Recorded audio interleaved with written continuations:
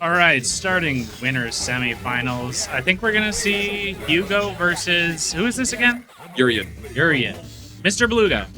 I thought we were going to see a familiar matchup with the Q Urien last time, but now we're running the Grappler first time, so we'll see.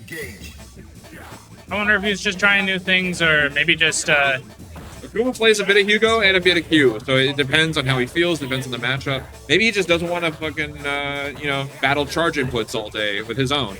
That makes sense. See, he's also been playing a lot of grapplers everywhere else, so would maybe you just trying to say get his 720s clean. Would you say Hugo is forced to play a little bit more aggressive? Kind of. It really depends on the matchup. That was Here, fast. he's been forced to play completely defensive because Hugo is tall and slow, which is something you don't want to be in this game. Yeah. When you're tall and slow, you can get jumped in on, you can get, Akuma air tatsu, and some of his all that buttons just end up missing when people are crouching or landing. Yeah, he has very particular buttons. He can check himself, but it's tough. This character really leans on using parries and converting them into either like better placement or like punishes. But on the plus side, you get Bungo Dam. Absolutely. I mean, that's the grappler way. It's like you make sacrifices in the neutral for the most part, but when you're able to get your damage in, you do an absolute ton. Fortunately, it looks like he's just not been able to get these grappler reads, and he's just getting pushed in on. He hasn't even gotten half of a health bar this entire 2 rounds here. Yeah, I mean, the thing with Urien is if you let Urien play his game, that's what happens. Because Urien has interesting normals where he doesn't really do hit confirms like how the other members of the cast do. He does like a lot of counter hits, and he wants to build his meter as quick as possible to then get Aegis Reflector setups. Now we're going to see the Q versus Urien. This is probably a better matchup. Yeah, Q is still slow and big and easy to jump in on, but he has the dash punch, and he has a couple other options that make him a little more formidable. Well, and Urien has to kind of come to him, because he could just taunt if he gets him too much That's space. also NuttyVEVO's playstyle. She can be very aggressive. There we go. We already got 2 taunts in. She plays Bison in 6, which is also a pretty aggressive counter-hit based character. So. Now, what move is that claw swipe? Yeah, that is a quarter circle back punches. Okay. It's basically one of his only sort of safe block string options, and it also just converts into like a soft knockdown. Tries to do EX dash punch to deadly double. Doesn't get the confirm into it. No, it just kind of ends up punching the air there. Gets all of the hits of the Aegis. Doesn't have enough meter for another. Gets thrown on the wake up. Now misses the second Aegis setup.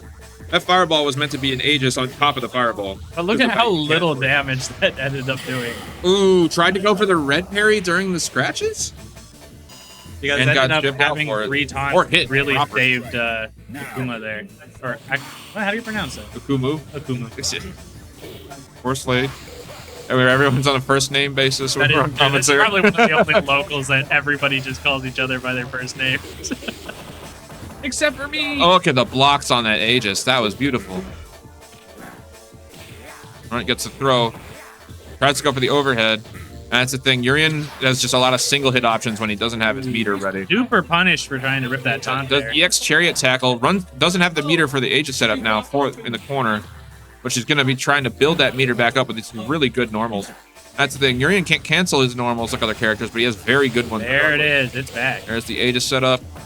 Oh, extended his hitbox with the jab. It's crazy he was alive there, too.